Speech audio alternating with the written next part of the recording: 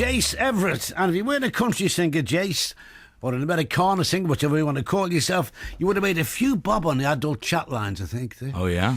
Just with the one line. Well, there's always a second career, right? Yeah. I mean, that's what I love about music, the way when things come totally and utterly out of the blue. Because that song's 4 years old, isn't it? Yeah, well, I wrote it in 2003, so yeah. It's 7 years old. And it was on your first album for Sony, was it? It was, yes, sir. And you lost that folded. There you were, and then suddenly, and I mean, it's just it only happens in music, doesn't it? Yeah, it's definitely a very lucky break. So I'm taking full advantage of it while I can. Who was it spotted it? Did you ever Actually, get to the end of it? Alan Ball, the guy who created True Blood, he's an iTunes addict, self-confessed, and he just downloads about $100 worth of songs every week. Yeah. And he found it and told them to do the opening sequence to it, and they could find something else later, and they all just kind of fell in love with it and didn't bother. Because it does fit. I mean, well, yeah, you'd think that somebody got onto Jace Everett and said, "Listen, we've got this series on. Here's the first episode. Will you write a theme song for it?" And you said, "Okay, yeah." People would believe you if you said that. Yeah, well, not if they talked to me, because they'd realize I'm not clever enough to pull that off. But they'd believe the luck story probably. That's not your first time here, is it, either, Jace? No, sir. I've been here a couple different times. Toured with Guy Clark for about a month over here. And, he's great, him. Yeah, wonderful. Oh. But it's my first time in Liverpool, and it's great to be here. We used to play Guy Clark in the 70s when he was with RCA, wasn't he? With RCA? I think so, yeah. Yeah, some good stuff. Yeah, very good. Yeah. He's one of these ones who... He's one of these... I think he fits into the word cult, though he deserves more. Yeah, understand what I mean? Yeah. Certainly, as an artist, he's making a pretty good living with other people recording his songs. But yeah, definitely. Yeah, because there was another guy just come big over here, and after a while, he's from Lubbock. Did Steve Earle? Yeah. Now, Steve came over there just like you, doing the thing. Now he does the big concert halls, you know. He's been at it for a long time, so I got a lot of catching up to do. Interesting looking at some of the bargaining given here, Jace. I'm one of the people who said, we don't get CMT here anymore. You think it's not a great loss, that it doesn't do much for country anyway? No. Not what you think country is. No, it's not, I mean, what I do isn't really pure country either. I don't pretend that it is, but most of what they play on CMT in the States is watered down pop. With a pedal steel thrown on it, it's not my cup of tea. I think country and pop has got that much closer to sell more records, hasn't it? They have to. The pie gets smaller, so do the slices. Yeah, and I think that's where the Americana term has crept in now. Do you? For people people who might feel like you and looking for a different description.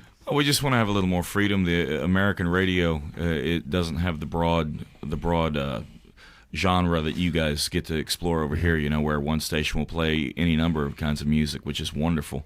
We just, in the States, you'll hear about 15 songs a week on a given station, really, as far as new songs. Well, that's the way we were brought up in the 60s and 70s. Yeah. I mean, you look at some of the builds, some of the concerts, some of the tours that used to go around. You'd have Engelbert Humperdinck, the Walker Brothers, and Jimi Hendrix, all on the same bill. Which is great. And you could listen to the radio, and you'd hear, say, the Bachelors, the Hollies, and then you'd hear Pink Floyd.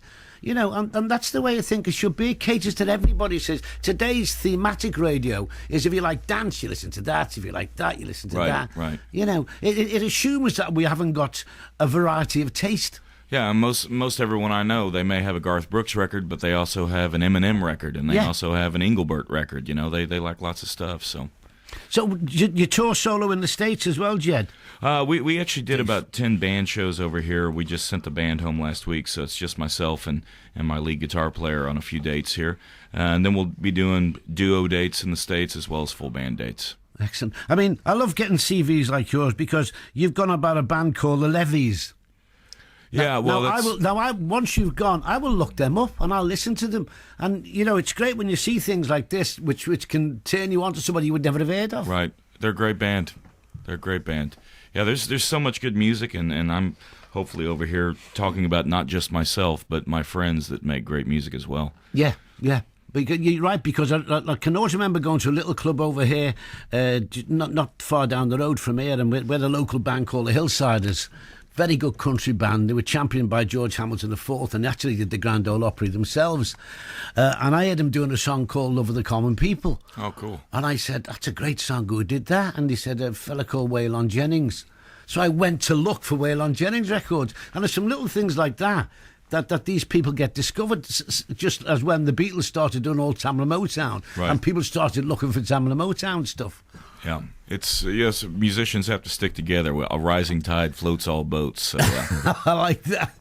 I like that. And you've already had the #1 hit for someone else, haven't you? I have. Josh Turner took a song of mine and took it about the week I got dropped from Sony. He went #1 on Mercury. So I was very happy for him and also happy for me. Yeah. I mean, it pays for things, doesn't it? It's as simple as that. Keeps me from having to get a real job. That's all that matters, right? Okay. Now I want you to do a live track for us in a minute, but before that, you got such a good CD out. I want to play another track off it, and I like this one.